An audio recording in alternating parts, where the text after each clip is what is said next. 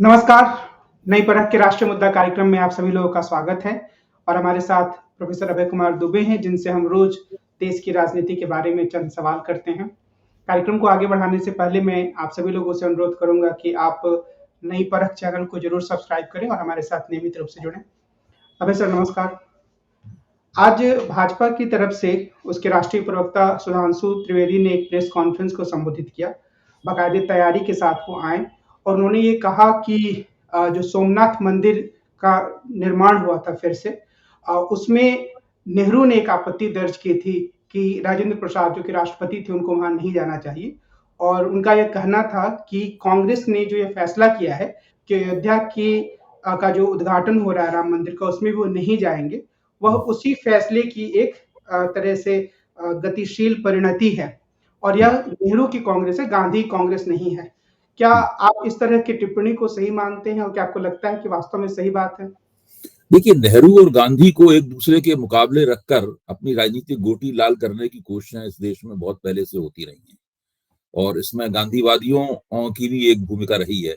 लेकिन हमें ये नहीं भूलना चाहिए कि कांग्रेस और भारत की नई सरकार की बागडोर नेहरू के हाथ में थमाने का काम खुद गांधी ने ही किया था और उन्होंने पटेल को भी समझाया था कि इस वक्त उन्हें युवा और एक ऐसे नेतृत्व की जरूरत है जिसके ऊपर अल्पसंख्यकों का विश्वास हो और वो भूमिका केवल जवाहरलाल नेहरू ही निभा सकते थे और पटेल ने गांधी जी का ये आग्रह मान लिया था।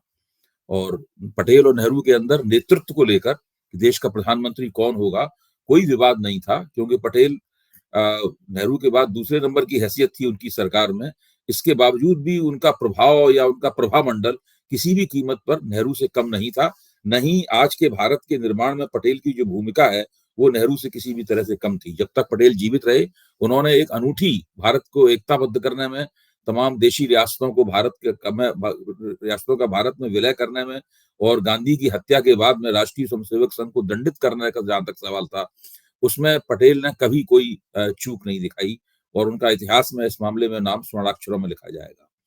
तो ये जो भारतीय जनता पार्टी करती है, मुझे नहीं लगता कि इसका कोई खास राजनीतिक प्रभाव पड़ेगा। समस्या असल में दूसरी है। समस्या ये है कि राजनीति पहलकदमी लेने और पहलकदमी छीनने की प्रतियोगिता का नाम है। आप देखिए, राम मंदिर के सवाल में पहलकदमी किसके हाथ में है? पहलकदमी भारतीय जनता पार्टी के हाथ में है और मेरे ख्याल से सदैव भारतीय जनता पार्टी के हाथ में ही पहलकदमी रही है, केवल एक अवधि को छोड़कर। वो अवधि तब थी कि जबकि 2019 जब आने वाला था, यानी 2018 के बिल्कुल आखिरी दिनों में राष्ट्रीय स्वयंसेवक संघ ने सरकार के ऊपर यह दबाव डाला कि वो संसद में कानून बनाकर राम मंदिर बनने का रास्ता साफ करे। नरेंद्र मोदी इसके ऊपर लगातार चुप रहे। संघ की तरफ से लगातार और उनके प्रवक्ताओं की तरफ से उनके ऊपर दबाव डाला जाता रहा। जब नरेंद्र मोदी ने इस पर कोई जवाब नहीं दिया तो संघ ने रामलीला मैदान में एक बड़ा कार्यक्रम किया, उसको भर दिया गया और उसमें सुप्रीम कोर्ट के खिलाफ भी नारेबाजी की गई और एक तरह से वो नारेबाजी नरेंद्र मोदी के खिलाफ थी, क्योंकि नरेंद्र मोदी का आग्रह ये था कि सुप्रीम कोर्ट से फैसला आना चाहिए, तब राम मंदिर बनने का रास्ता साफ होगा। तो 2019 की पूर्व संध्या पर, मेरे ख्याल से 1 या 2 दिन पहले ही, स्मिता प्रकाश को दिए गए इंटरव्यू में नरेंद्र मोदी ने साफ कर दिया कि वो जब तक राम मंदिर के बारे में सुप्रीम कोर्ट फैसला नहीं देगा, संसद कोई कानून वगैरह नहीं बनाएगी।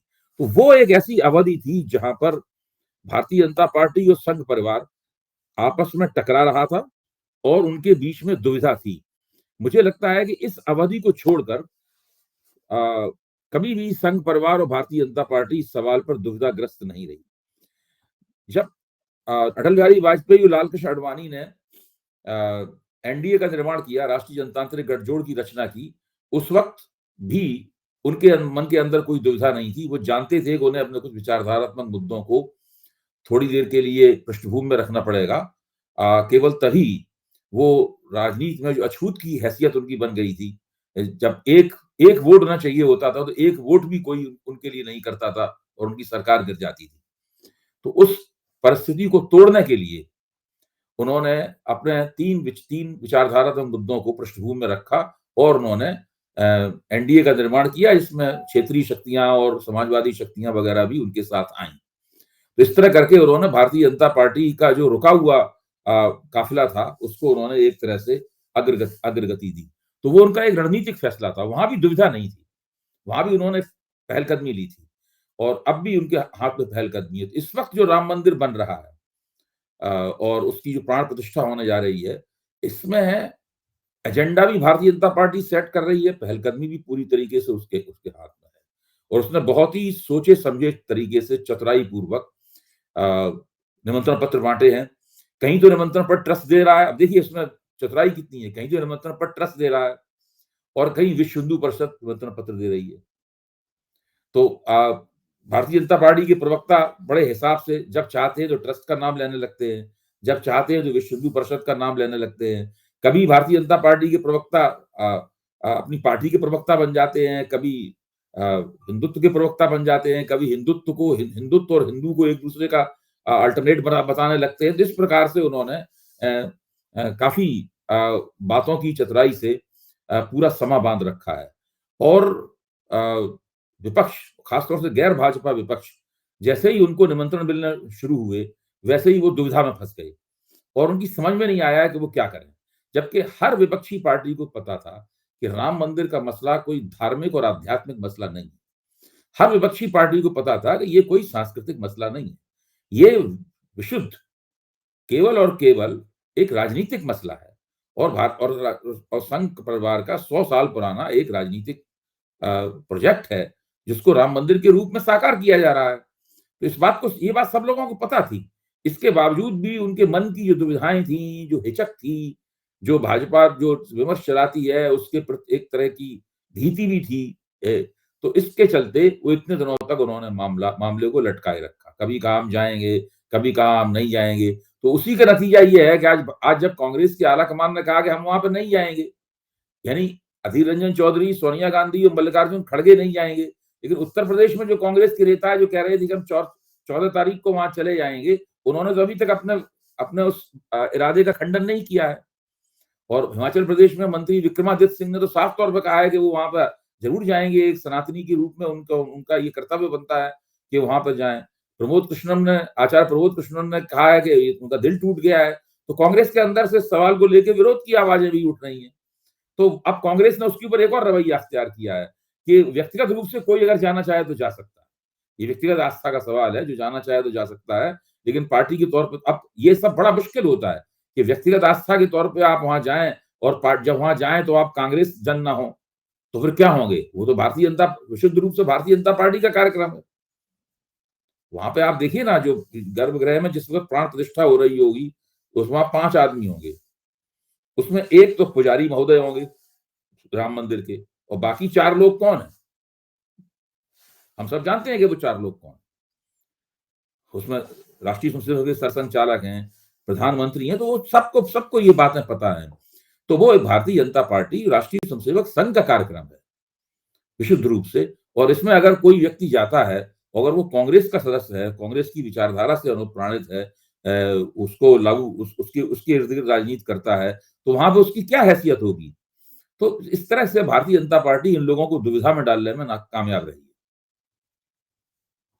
ये जो एक पूरी बात हो रही है आमंत्रण पत्र देने वाली, तो उसमें मैंने नोटिस किया कि बहुत ही हास्यास्पद स्थिति आई कि जो सुनील लांबेकर जो आरएसएस के नेता हैं, वो 3 दिन पहले जाकर आलिया भट्ट और रणबीर कपूर को न्योता दे आते हैं और उसके 3 दिन बाद ये खबर आती है आज तक पर कि जो आरएसएस के सरसंघचालक हैं मोहन भागवत, उन्हें निमंत्रण मिला। तो ये एक तरीके से खबर को कैसे हम गर्म रखें उसका उन्होंने एक तरीका भी अख्तियार किया है। नहीं, देखिए भारतीय जनता पार्टी इस कला में बहुत माहिर है। देखिए भाजपा ने बहुत पहले इस सवाल में चिंतन शुरू कर दिया था कि मीडिया के साथ वो अपना रिश्ता कैसे बनाए। मुझे याद पड़ता है कि 60 के दशक में दत्तोपंत ठेंगड़ी ने एक छोटी सी पुस्तिका लिखी थी। उस पुस्तिका में उन्होंने जनसंघ के, तब तो जनसंघ हुआ करता था, जनसंघ के लोगों को ये सुझाव दिया था कि जब प्रेस कॉन्फ्रेंस की जाए तो उस वक्त पत्रकारों के साथ किस तरह का व्यवहार किया जाना चाहिए, पत्रकारों से किस प्रकार उनके मधुर संबंध बनाने चाहिए, पत्रकारों को समोसा खिलाना चाहिए, चाय पिलानी चाहिए, ये सब बातें उसके अंदर लिखी हुई हैं। ये उस जमाने की बात है। इससे आप अंदाजा लगा सकते हैं कि मीडिया के साथ में किस तरीके से कोई लेन देन हो, आवाजाही हो, मीडिया हो, कोई अन्योन्य क्रिया हो, इस सवाल के ऊपर वो लगातार वो लोग सोचते रहे हैं। और मीडिया को साधने की कला में धीरे धीरे करके उन्होंने महारत हासिल की है। नरेंद्र मोदी जब प्रधानमंत्री बने तो सबसे पहले उन्होंने ये निर्णय लिया बाकायदा कि मीडिया के साथ वो किस तरह के संबंध रखेंगे, प्रेस कॉन्फ्रेंस करें। उन्होंने एक बार तय किया कि हम प्रेस कॉन्फ्रेंस नहीं करेंगे, आज तक नहीं की कभी। 10 साल होने के लिए जा रहे हैं, कोई कितना भी कहता रहे वो प्रेस कॉन्फ्रेंस नहीं करते। तो सब कुछ उनका मीडिया के साथ किस तरह के संबंध रहेंगे वो सब उनका पूरी तरह से सेट हो चुका है मामला।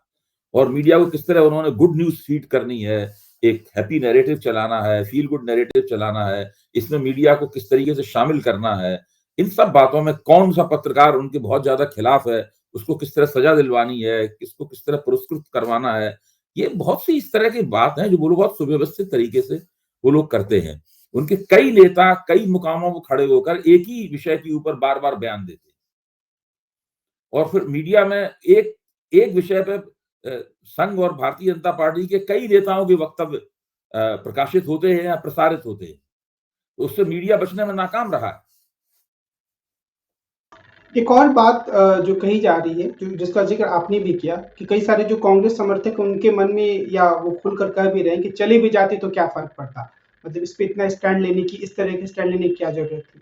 लेकिन दूसरा सवाल जो मेरे मन में है कि क्या जब पूरा विपक्ष इस पूरे कार्यक्रम को एक तरीके से त्याग रहा है कि वो हम इसमें नहीं जाएंगे, 4 शंकराचार्य बोल चुके हैं कि ये उद्घाटन सही तरीके से प्राण प्रतिष्ठा नहीं हो रही है, तो क्या ये इस पूरे कार्यक्रम में जो एक वैधता का संकट भी नरेंद्र मोदी के सामने आ रहा है क्या, कि लोग मान नहीं रहे तो फिर कैसे मैं संपूर्ण भारत का राष्ट्र का नेता बन जाऊं? शंकराचार्यों ने उनकी जो आलोचना की है वो आलोचना भी अगर आप उस आलोचना के आईने में विपक्ष के रवैये को देखें तो आपको और भी ज्यादा बातें साफ होती। शंकराचार्य धार्मिक दृष्टि से बिल्कुल इस मामले में दृढ़ हैं कि ये कार्यक्रम धार्मिक दृष्टि से और धार्मिक संहिताओं की दृष्टि से, वैष्णव धर्म की संहिताओं की दृष्टि से ये उचित है या नहीं। उन्हें इस बात में कोई संदेह नहीं, इसलिए वो शुरू से ही कह रहे हैं कि ये कार्यक्रम ठीक नहीं है। और वो बड़े तिरस्कारपूर्ण तरीके से वो कह रहे हैं, वहां पे प्रधानमंत्री होंगे, वो अकेले पूजा करेंगे, वो मूर्ति को हाथ लगाएंगे, हमारा काम क्या तालियां बजाना है? तो वो बाकायदा उनकी बात बड़ी कठोर है और कठोरता पूर्वक अपनी बात को रख रहे हैं, बिल्कुल साफ गोई के साथ। और वो जानते हैं भारतीय जनता पार्टी में कुछ नहीं बिगाड़ सकती। उन्हें लोगों से वोट नहीं चाहिए, न भारतीय जनता पार्टी के विरोध या समर्थन से शंकराचार्यों की हिंदू धर्म में कोई हैसियत कम या ज्यादा होती है। तो वास्तव में भाजपा और राष्ट्रीय स्वयंसेवक संघ शंकराचार्यों का कुछ नहीं बिगाड़ सकते। सत्ता के नजदीक हो, सत्ता से दूर रहे, इससे उनके ऊपर कोई फर्क नहीं पड़ता।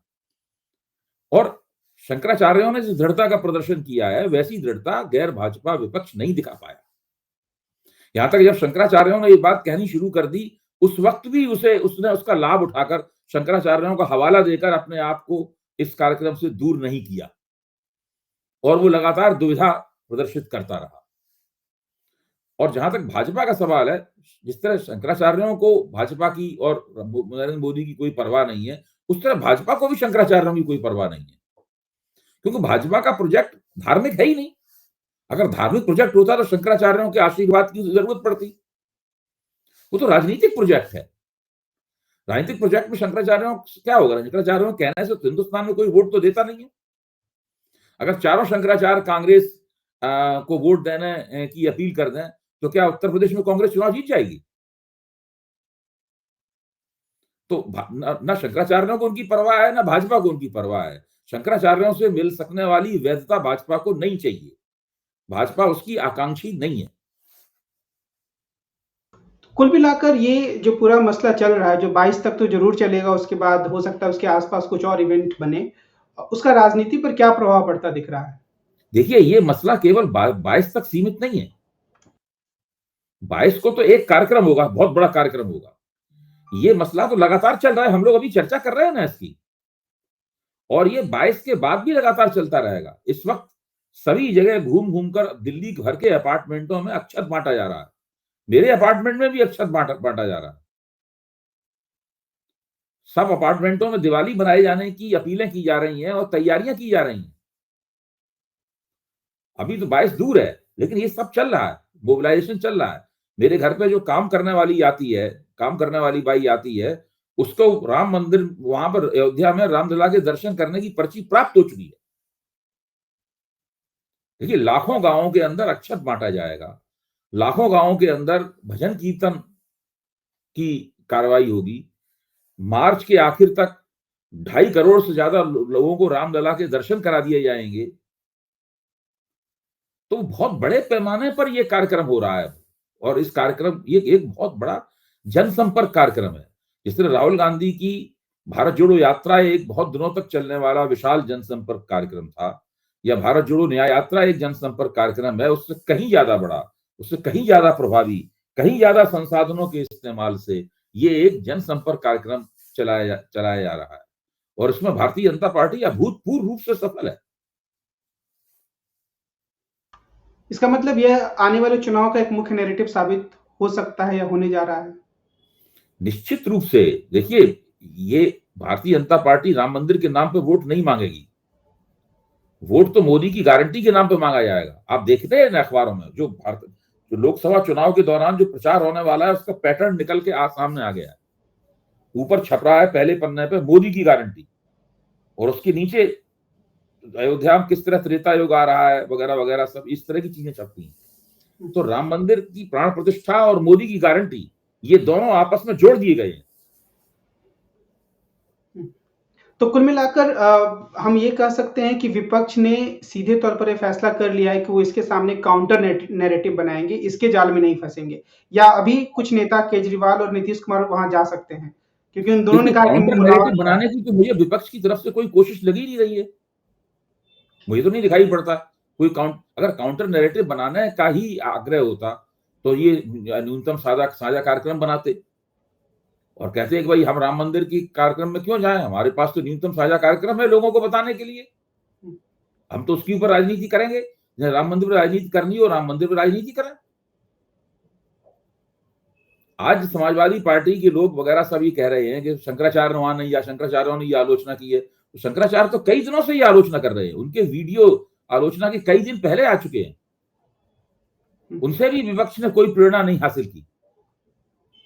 मैं ये मानता हूं कि विपक्ष भारतीय जनता पार्टी के ने जो उनके लिए जाल बिछाया था, जो ट्रैप लगाया था, मतलब जो है उस ट्रैप में फंसने से बाल बाल ही बचा है